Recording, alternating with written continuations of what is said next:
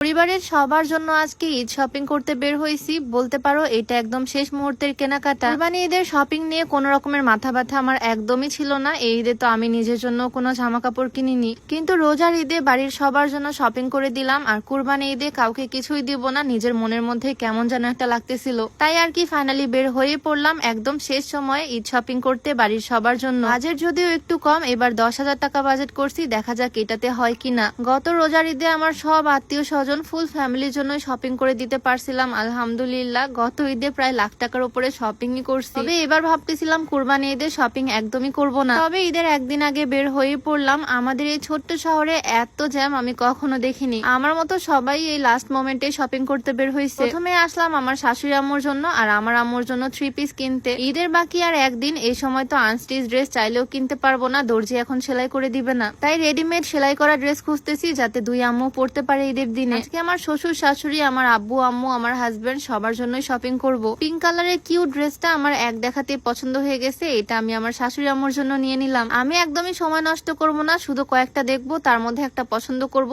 দোকান ঘুরে ঘুরে বেড়াতে এখন আর মন চাচ্ছে না। এখন আবার আম্মুর জন্য আমার ড্রেস পছন্দ করতে হবে আর আজকে বাসে পাঠিয়ে দিতে হবে। সেজন্যই হয়তো সবকিছু আগে থেকে প্ল্যান করে করা ভালো। একদম হঠাৎই ডিসিশন হয়েছে আমার শপিং করার, আর করতে চলে আসলাম। কাঠালি কালার ড্রেসটা পছন্দ করলাম আমার আম্মুর জন্য। তবে আফসোসের বিষয় হচ্ছে বাজেটের অর্ধেকের বেশি এখানেই খরচ হয়ে গেল। শপিং করতে বের হলে আসলে বাজেট করে কিছুই হয় না, সব সময় বাজেটের অতিরিক্তই হয়ে যায়। জুতার দোকানে আসলাম, আমার দাদি শাশুড়ি আসতে আমাদের বাড়িতে, ওনার জন্যই একজোড়া স্যান্ডেল নিলাম। এবার আমার দাদি শাশুড়ি আমাদের সাথে ঈদ করবে। দাদির জন্য সুন্নতি পোশাক মানে মেক্সি দেন বোরখা আগে থেকে বানাতে দিয়েছিলাম, কারণ দাদি শাড়ি পরে না। আর আজকে ওনার জন্য একজোড়া হিল নিলাম। দোকানে এসে আমার জন্য অনেকগুলোই পছন্দ হলো, বাট একটাও নিব না এখন। জুতার দোকানে এসে আমি জুতা কিনতেছি না, ভাবা যায়। একদিন আগেই বেশ কয়েকটা হিল কিনছি, তাই আজকে আর কিছুই নিব না। আমার ননদের জন্য আমি অনলাইন থেকে 2টা 3 পিস অর্ডার করে দিয়েছিলাম। আর আজকে আমি বের হয়েছি আমার শ্বশুর শাশুড়ি, আমার আব্বু আম্মু, আমার হাজবেন্ডের জন্য শপিং করতে। ছেলেদের জামা কাপড়ের দোকানে আসলাম, এখান থেকে আমার শ্বশুরের জন্য টি শার্ট পছন্দ করলাম, আমার আব্বুর জন্য পছন্দ করে ফেললাম। আমার হাজবেন্ডের তো কুরবানি ঈদে কোনো কিছু নিতেই চাচ্ছে না, বাট ওর জন্য কয়েকটা শার্ট আর প্যান্ট নিয়ে নিব।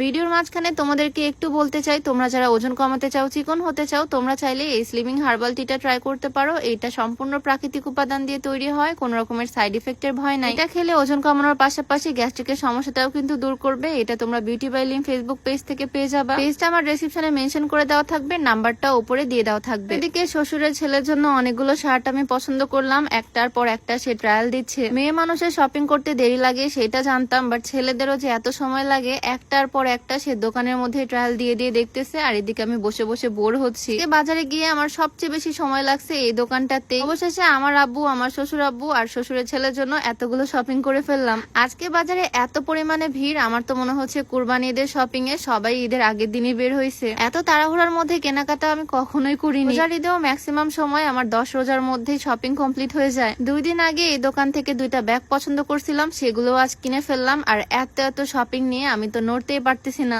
জাস্ট দেখো আমার 2 হাতে ব্যাগ কতগুলা।